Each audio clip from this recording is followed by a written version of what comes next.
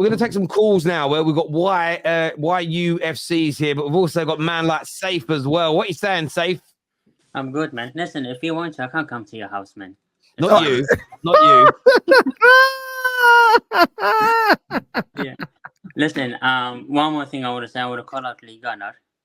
And I'm going to say, Lee Gunner, be a man and don't be a coward. Come and challenge me on Arsenal. I do know about Arsenal Football Club. So be a man, don't be a coward. And stop showing your pictures at the back saying these legends have been great. Okay, these legends will never come back again.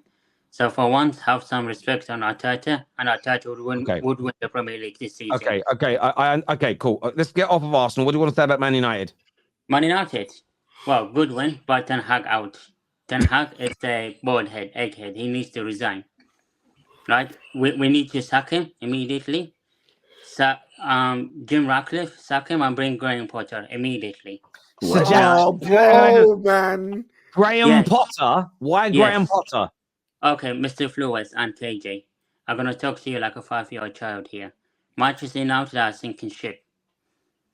We need to get rid of this squad and rebuild a whole new squad. Graham Potter is the only person who can rebuild this whole squad. And in the next 18 months to 2 years, then we can go for a quality manager like Zidane or Carlo Ancelotti. I'll give this view to you or to KJ, please. Give an answer. Why not just get the quality manager first and let him do all the building? Because these players are sinking ship. They're rubbish. There's no point in getting quality players. So why? So wait. So why get a average manager to get rid of average players to get better players to then fail because he's average? When you can just get the best manager available and then buy the best players and they get better. Look, I kind of get your point around maybe you don't need, we can't attract world-class managers straight away. But why Graham Potter? What is it about Graham Potter that can do the rebuild? Because Graham Potter can get these people playing to a certain level. Because at the moment, based on what? You're not answering the question. What are you basing that on? Cite me a point, a case in point to back that up, please. Okay, I'm going to back it up. At the moment, Manchester United don't have a good coach. If you're going to bring a decent get Man United, you're going to back it up. Yes. Tell me what record Potter has got of rebuilding a giant club. Show me what does his CV say that he can do it? Well, I mean, his CV says he built Brighton FC football club, but Brighton FC is a big football club in the Premier League outside the top 6. You can't tell me that. I mean, behind Newcastle, Brighton is a big club. Look what he has done to Brighton. Forget about Chelsea. So I don't think you can compare Brighton to them. Why UFC's here as well? What are you saying, bro?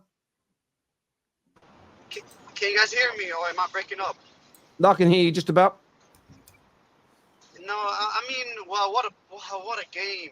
I mean, the comebacks is what we live for as Man United fans, man. Like, it's not about the game. It's about, winning just like that. Rasmus Højlund getting the goal. I think at the end of the game we had 8 academy players on the pitch. I mean, I know things are terrible right now. Things are not great, and during the game, I was cussing at Man United. We were terrible. And about the first 35 minutes, we were horrible. But I don't know, man. Like, I'm still believing in this manager. If we can perform like this consistency is all I beg for. Let's build on this. There is something there that we could build on. We just need to build on it. Like, I don't think I'm asking for much as a Man United fan. Like, I know the ability is there. I know this manager can do it. Then just do it. And it's easier said than done, but golly. I think, what's crazy is we do it today. Today out of all days, against Villa, against a team that was listen to the commentator. They said when they went ahead, they haven't even dropped a single point.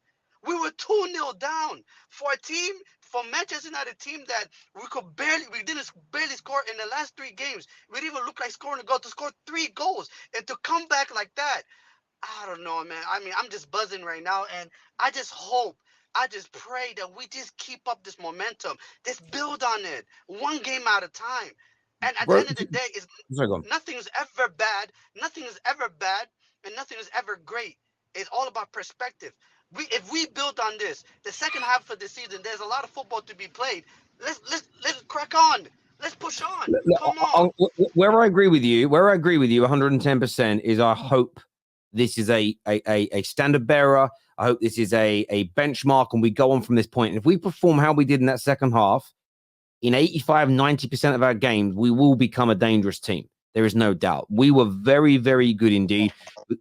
We have got to buy more. We have got to improve in certain areas, but I was very, very impressed with that.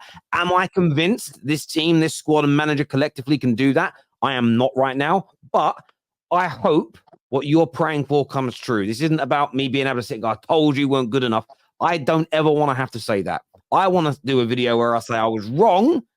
I'm so glad he's here. I'm glad Man United have improved, and I'm glad Man United are moving in the right direction. 110%. I agree with you on that, my friend. Yes, Saif, what are you saying? Just one more thing, Terry. Who do you want to replace Ten Hag? It's a really good question, and I'm not going to answer it until I know what the sort of. No, I mean, I'm going to just let me know. Safe. I'm in the middle of answering your question. If you do me the courtesy of letting me finish. Depends on what we're going to do as a club. It depends whether if we're going to continue with the short. I've got to mute your line because it's getting feedback whenever I try and talk to you. I don't know why. It's obviously anyway. Right. If we're going to do short-termism, then we've got to get a short-term manager like a Conte.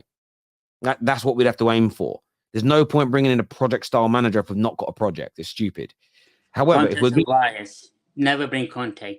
Conte's advice. I told you. I'm still talking, Safe. The point I'm making is it depends on what we are going to do as a club, the style of football that we're going to have. So I don't have a candidate in mind per se, because we need to fix the root cause problems at the club first. So when I'm saying I don't want him to remain here, it's a prerequisite that we fix all the other elements as well, and we don't just go out there and pick the wrong person again. That is key.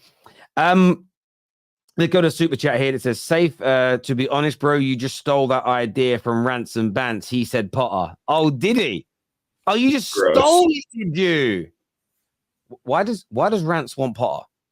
I don't know why anybody would want Potter. I'm not going to lie. Like, at the end of the day, like when we talk about managers, and we've had this conversation over and over, and you said exactly what I'm feeling, is let's see. Like they were there. They were in the crowd. They were watching. They see what's up. So let's wait and see when the dust settles and it's official and they can start making the right movements and identifying who the people are. People are like, oh, I want the Zerbi. Okay, I mean, Brighton looks good, sure, but hey, is he going to have all his players? Is he going to be able to do the right things? Everyone's like, oh, I want Zidane. Zidane said he doesn't want to come to England. So who is the right manager at the moment is a very difficult conversation to have, because there's really not. It's like when we were going for Erik ten Hag, there was a clear him or Poch. We all knew that, right? And everybody with a brain wanted Erik ten Hag, and it turns out that at least that was the correct choice. Like if we're going to compare the two and how they're doing, Erik ten Hag was the right choice. But right now, when you look around the world, I don't know about you guys, I don't follow managers enough. Who's ringing alarm bells? Who's saying, yo, come get me, I'm the next guy?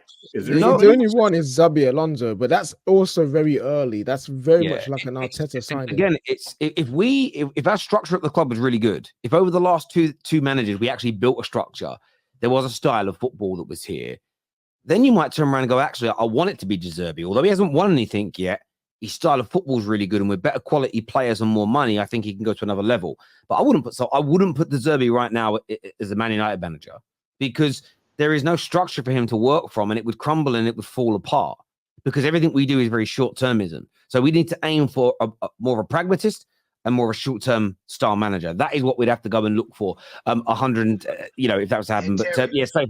I'll come back to you in a second, Safe. Why you? What you saying, bro? No, I just wanted to say before I head off, Hamza did it again. Did he? The City fan. Yeah, he did. He did. In the 52nd minute, he released a video on his TikTok clowning Manchester United. Oh, he doesn't know. Hang on, I've got it here. Hang on. He did it. He did it. Oh, I can't. I don't know if I can play it or not, because Hamza, stop using copyright music so that people can share your content without their channels maybe being shut down. Come on now, my friend. Cheers, Hamza. Cheers, bro. Thank you, bro. Thank you, my G. I wanted to ask you boys this question as well. Me and KJ spoke about this off air earlier. I want the audience's participation on this as well. Do you think, I know they're not officially in for 5 to 6 weeks, but do you think the new owners or the new part owners being announced is going to maybe be a rocket up the backside of the manager, of these players, for them to raise their standards? Do you think that's going to have an impact, in your opinion, Cam? 100%. I think in any situation, if you've worked in business and you hear your company's being acquired, or you hear your company is being merged, or there's new, like the first thing everyone comes in is they evaluate the talent.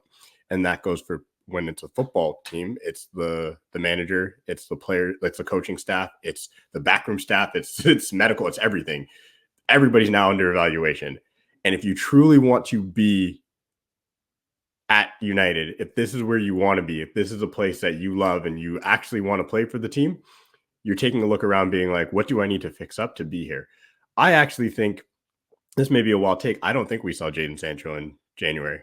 I don't think so. I think what they're going to do is they're going to come in and they're going to assess the full team and they're going to say, is this a player we may want to keep around if we move on from the manager? Because that's the problem. So I think if you're a Rashford, you have to be the most worried, because Rashford, you have the most value. Regardless of what the world, all the haters say and shit. Oh, like we know you could sell Rashford tomorrow for a decent amount to a lot of clubs around the world. But if it's not working here, I can easily see them say, well, I'd rather just start fresh. We have these young kids coming up. If you're Eric Ten Hag, you're the most on the hot seat. That's let's be clear. Like if you're Eric Ten Hag, that's the big one. Yeah, and yeah. You could see today though. Did you not see you saw the relief in when we scored? You could see the guys under pressure, and when we scored, you could feel it. Like he knows his job's on the line. No, of course, yeah, and especially when I know it was the winning goal, but also when Rashford scored, because I think that's his choice of player, and he needs him to deliver. But I think it's going to have a positive impact. I think so too. I don't know whether the second half was almost I'm not saying anybody burst into the changing room or anything along those lines, but these players. The reason why it's never worked before and why we've had spikes with new managers and it's dipped is because the overarching culture at the club hasn't been fixed. As long as the culture at the club, medium to long term, is fixed, the spike can maintain itself. The spike can with the right leadership. I think it will be positive, but with a caveat. I don't think them just being there and evaluating things will be the reason why these guys switch on and become better and the club change. I think it depends how long it takes for them to see heads roll. If as soon as this is ratified and completed by the Premier League, and they see Murtaugh gone, if they see Ten Hag gone, if they see structural people within the club and some players in January just gone, I think that will switch people on. Be like, these men are serious. These guys have been here for how long? They're just acts real quick. However, if they take this long evaluation approach like the Glazers would do in this situation, and it's already in the summer, you see new people come in and players sold, I don't think there'll be much change. I genuinely think they will have to come in, short evaluation period, and be like, right. Yeah, I mean, what you got to remember here is the valuation bit that's been in the papers today about 300 people being, that may take a little bit of time. That's evaluating the businesses in its entirety. When it comes to the footballing side of things, all the sort of Murtals and all these men are gone. I think it's pretty well documented. They're going to be out straight away, and I think that's going to send out a rocket. I hope they remove almost the entirety of the recruitment team as well. And what my hope is that they've actually been working on a lot of this stuff now. So when they come in, they can hit the ground running, because that would have been the sensible thing to be doing. So I do agree that will send a shockwave through that, and that's what they need to do. They've got to send a shockwave through the dressing room. They really do. I think the rocket will also not just people being gone, but the replacement, right? So it's not just, because I think what you're saying, KJ, the key part is cool. You can get rid of all these people, but if come August or July, June, whatever, we don't have a Paul Mitchell or Jean-Claude Blanc or we don't have those people in seats. Then you're right. It's just going to drag. So I think the key thing is when those guys are named, which I hope it happens in March or April, just even if they're not there yet, they're saying come June. I think it might be sooner than that, and you're right. It's like when Woodward went, we were buzzing, and all they did was replace him with his right hand man. It was and it was just like, it's the same guy, but I agree. Viewers.